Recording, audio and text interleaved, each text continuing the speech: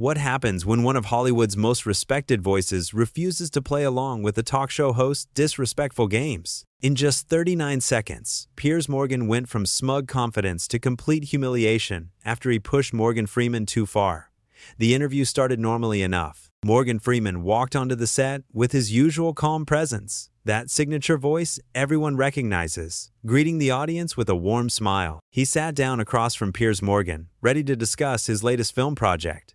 But what should have been a simple promotional interview quickly turned into something nobody expected. Right from the start, Piers had this tone. You know the one. That condescending, "I'm so much smarter than you" attitude that makes your skin crawl. He leaned back in his chair like he owned the place, which technically he did, but that's not the point. The point is, he had this look on his face like he was about to corner Freeman into saying something controversial. "So Morgan," Piers began, saying the name with this weird emphasis, "let's talk about your career. You've played some interesting roles over the years. God, the president, wise mentors. Do you ever get tired of being typecast as the dignified older gentleman?" Freeman smiled politely, the kind of smile that doesn't quite reach the eyes. "Well, Piers, I think what you call typecasting, I call being offered good roles that I enjoy playing. There's a difference between being typecast and being recognized for what you do well." But Piers wasn't listening. He never really listened. He was already moving on to his next gotcha moment, flipping through his notes with this theatrical flair. Right, he said dismissively. "But surely you must admit that Hollywood has put you in a box. The magical Negro? Isn't that what they call it? The wise black character who exists solely to help the white protagonist grow?" The audience went quiet. You could feel the tension in the room shift. Freeman's expression didn't change much, but his eyes got a little harder. "I think that's a reductive way to look at complex characters," he said slowly. "Every role I've taken has had depth and purpose. I don't choose roles based on the color of my skin or anyone else's. I choose them based on the story." Piers waved his hand like he was swatting away a fly. "Come on, Morgan, let's be honest here. You're the go-to guy when they need someone to sound wise and profound. It's basically your brand at this point, isn't it? The voice of God and all that." Freeman shifted in his seat. "I think you're confusing being good at what I do with being limited by what I do. They're not the same thing." But Piers was on a roll now, getting more animated, more aggressive. "Let me ask you something," he said, leaning forward with this predatory smile. "Do you think you would have had the same career if you were white? Be honest." The question hung in the air like a bad smell. Freeman took a breath, and you could see him deciding whether to engage or walk away right then and there. He chose to engage.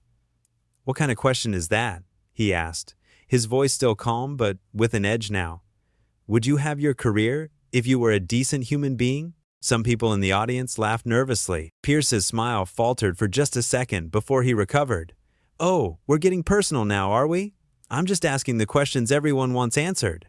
"No," Freeman said firmly. "You're asking questions designed to provoke. There's a difference between journalism and antagonism, Piers. You seem to have confused the two." Piers sat back, that smug expression returning. "I'm just trying to have an honest conversation. If that makes you uncomfortable, maybe we should talk about something else. How about your age? You're, 80-something now? Do you think there's still room for actors your age in Hollywood? Or should you be thinking about retirement?" You could see Freeman's jaw tighten. "I'm here to talk about my film, not to be insulted for doing the job I love." "Insulted?"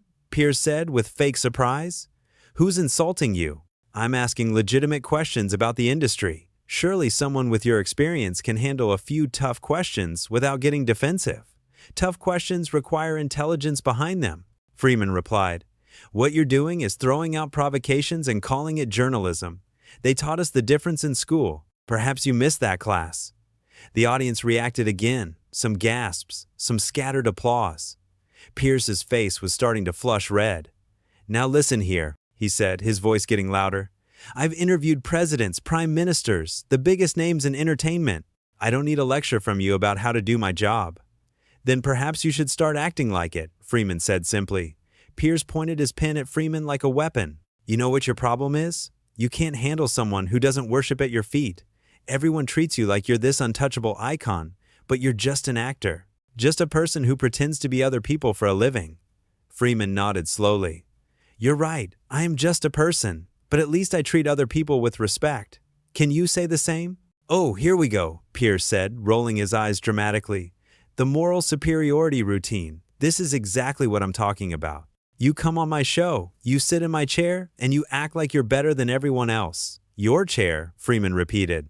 Piers, I think you've confused hosting a show with owning people's dignity. I'm a guest here, not your property. Piers laughed, but it was harsh and bitter. Property? Are you really going there? Are you really going to play that card? The audience gasped loudly this time. Even the crew members looked uncomfortable. Freeman stood up, slowly, deliberately. I'm not playing any cards, Piers. I'm simply pointing out that you've been disrespectful from the moment I sat down. You've questioned my career, my relevance, my age, and now you're trying to twist my words into something ugly. Sit down, Piers said, trying to regain control. We're not finished here. Oh, we're finished, Freeman said calmly. I came here in good faith to discuss my work, and you turned it into some kind of carnival act. I don't need this, and I certainly don't need you. Piers stood up too now, his face completely red. You can't just walk out of an interview. That's not how this works. You signed a contract. Freeman started removing his microphone. Watch me. This is unbelievable, Piers sputtered, looking at the cameras, at the audience, anywhere but at Freeman.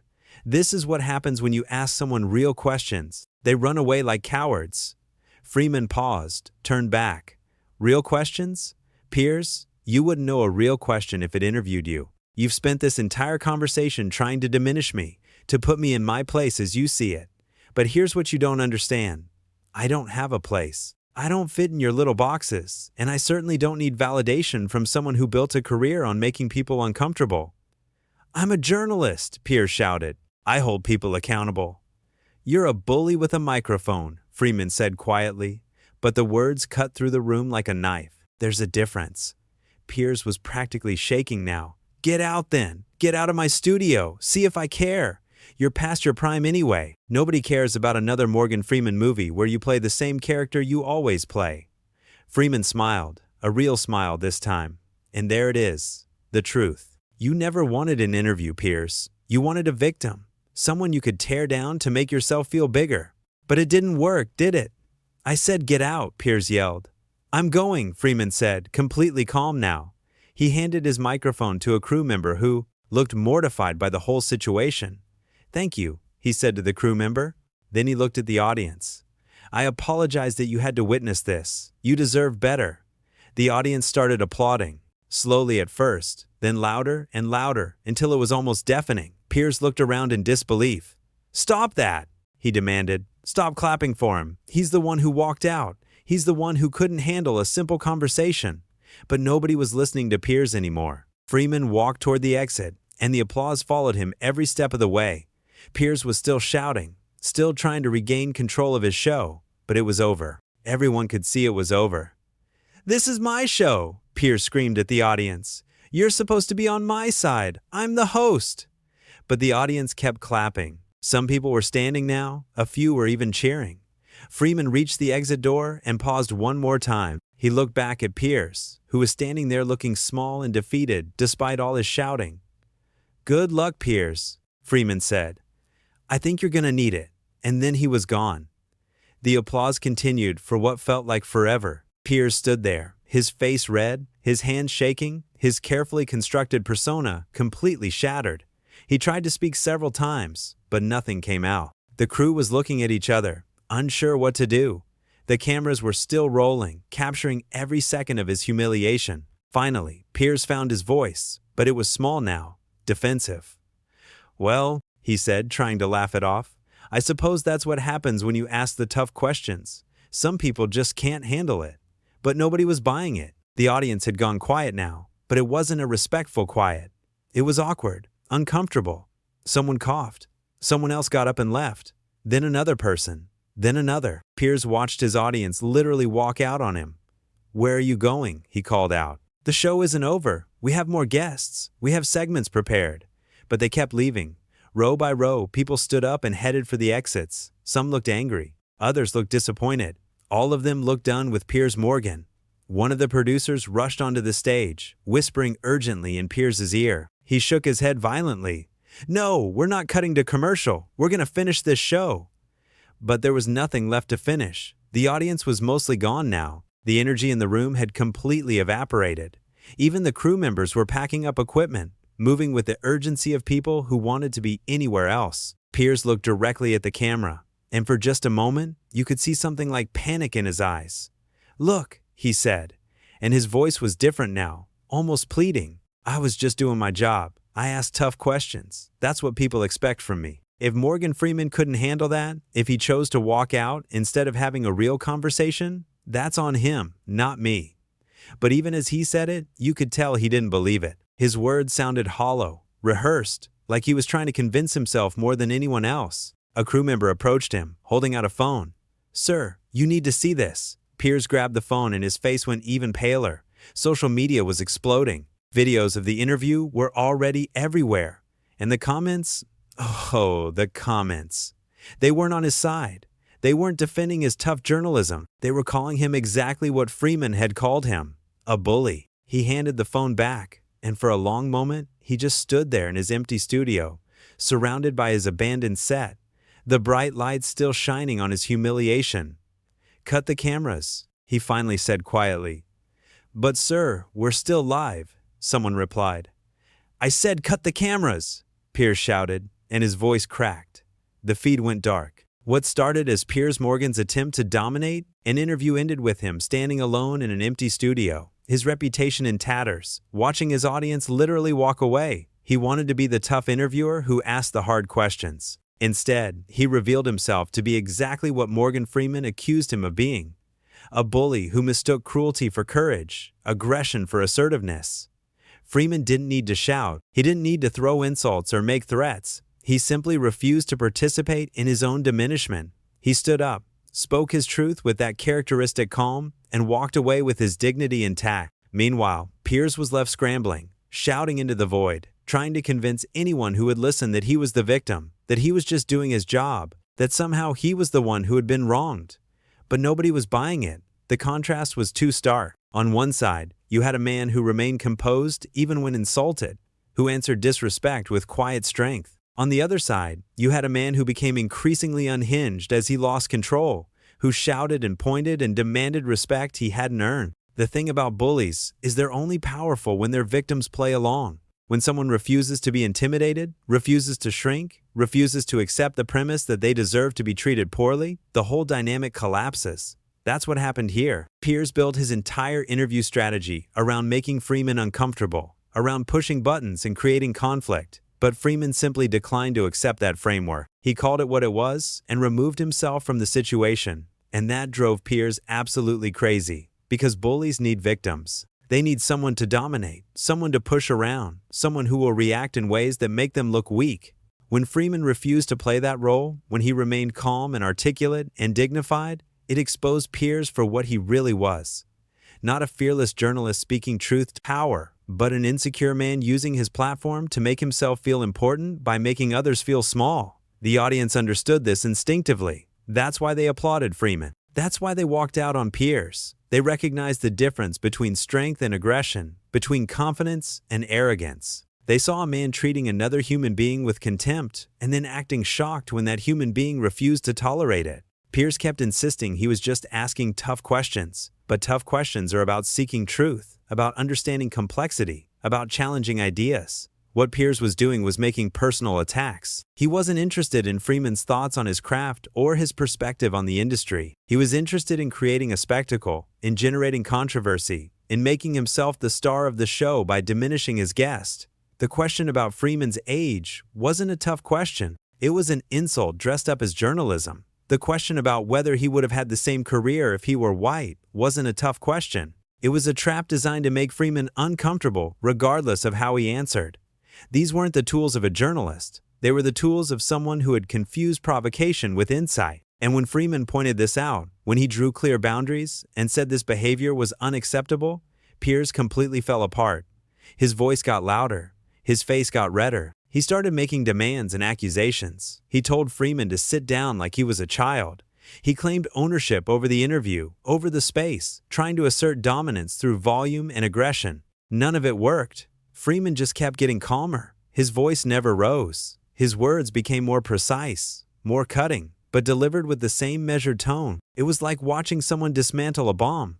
Every wire cut carefully, deliberately, while the bomb itself ticked louder and louder. When Piers shouted about his credentials, about all the important people he had interviewed. Freeman simply pointed out that none of that mattered if you didn't treat people with respect. When Piers tried to paint himself as the victim, Freeman refused to accept that narrative. When Piers demanded that Freeman stay, Freeman reminded him that he was a guest, not a prisoner. Each response was perfectly calibrated. Freeman gave Piers every opportunity to de-escalate, to step back, to remember his professionalism. But Piers couldn't do it. His ego wouldn't allow it. He was so invested in winning, in dominating, in being right, that he couldn't see he was destroying himself. The moment when Piers said Freeman was past his prime, that nobody cared about his movies anymore, that was the moment he truly lost, because it proved Freeman's point completely. It revealed that underneath all the pretense of journalism, Piers was just lashing out, trying to hurt someone who had wounded his pride by refusing to be bullied. Freeman's response was perfect. That smile, that acknowledgement. And there it is, the truth. He didn't need to elaborate. Everyone watching understood.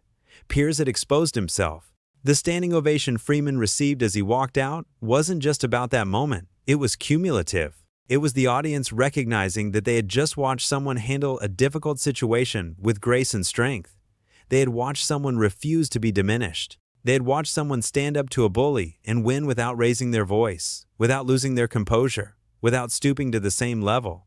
And Piers? Piers stood there screaming at people to stop applauding, demanding they take his side, insisting that he was the host and they should respect him. But respect isn't something you can demand, it's something you earn. And in those few minutes, Piers had done everything possible to lose whatever respect people might have had for him. The image of him standing alone in that empty studio, shouting about tough questions while his audience filed out, became the perfect metaphor for his entire approach. He was so concerned with being tough, with being provocative, with creating controversy, that he forgot the point of interviewing someone is to learn something, to share something valuable with your audience, to create a connection. Instead, he created a spectacle. Just not the one he intended. He wanted to make Freeman look bad. He wanted to create a viral moment where he, Piers Morgan, took down a Hollywood icon. What he actually created was a perfect demonstration of why his style of interview doesn't work, why aggression isn't the same as incisiveness, why making someone uncomfortable isn't the same as holding them accountable. Freeman walked out with his head high, his reputation enhanced, his dignity intact. The audience loved him for it. The crew clearly sympathized with him. Even Piers' own producers seemed to recognize it was a disaster. Meanwhile, Piers was left trying to explain to an empty room why he was actually the good guy here, why everyone else was wrong, why this was somehow Freeman's fault. Nobody was buying it because it simply wasn't true. The cameras captured everything. The tone Piers used, the questions designed to insult rather than illuminate, the increasingly desperate attempts to maintain control as Freeman calmly dismantled his authority. The final meltdown when he realized he had lost. You can't spin that. You can't rewrite that narrative. It was all there, preserved forever, showing exactly what happened when someone with genuine dignity encountered someone who only performed authority. That's what made this moment so compelling. It wasn't just about one interview gone wrong. It was about two completely different approaches to conflict, to power, to human interaction. Freeman represented quiet strength, the kind that comes from genuine self-assurance. Piers represented loud insecurity, the kind that needs to constantly assert itself because it's never quite convinced of its own validity. When those two approaches collided, there was only ever going to be one outcome. The person secure in themselves would remain calm. The person insecure would escalate. The person with real power would walk away when necessary. The person with performed power would cling desperately to control. Freeman understood something fundamental that Piers never grasped. You don't win arguments by shouting louder. You don't prove your point by attacking someone personally. You don't demonstrate strength by refusing to listen. Real strength is knowing when to engage and when to walk away. Real power is maintaining your principles even when challenged. Real dignity is treating others well regardless of how they treat you. Piers failed at all of this. He failed at listening. He failed at respecting his guest. He failed at maintaining his composure. He failed at recognizing when he had crossed a line. And perhaps most importantly, he failed at understanding that being a host means creating an environment where meaningful conversation can happen, not an arena where you can perform your dominance. The whole disaster was avoidable. If Piers had approached the interview with genuine curiosity instead of manufactured controversy, it could have been fascinating. Freeman is an incredible storyteller with decades of experience and insights. A good interviewer could have drawn out amazing stories, deep thoughts, meaningful reflections. Instead, Piers decided to play gotcha, to score points, to create conflict where none needed to exist. And he paid the price for that choice. Not just in the moment, with his audience walking out and his guest leaving, but in the lasting image it created. Of a small man trying to make himself feel big by diminishing someone truly accomplished, of someone so desperate for relevance that they would sabotage their own show just to create a moment. The irony is that Piers got his viral moment. The interview was everywhere. People were talking about it, but not in the way he wanted. They weren't talking about how tough he was, how he asked the hard questions others wouldn't ask. They were talking about how he got destroyed by someone who never raised their voice, how he revealed his own insecurities while trying to expose someone else's, how he learned the hard way that dignity and volume are not the same thing. Freeman didn't need to destroy Piers. Piers destroyed himself. All Freeman did was refuse to participate in his own degradation. He set boundaries, spoke truth, and walked away when those boundaries weren't respected. That simple act of self-respect was enough to make Piers' entire facade crumble. Because that's what happens when you build your identity on tearing others down. Eventually, you encounter someone who won't be torn down, and suddenly you have nothing left. No substance, no depth, just noise and bluster that everyone can finally see through. That's the real story here. Not just about one bad interview, but about the difference between genuine confidence and performed authority, between asking hard questions and making personal attacks, between journalism and spectacle. Freeman understood these distinctions. Piers didn't, and that made all the difference.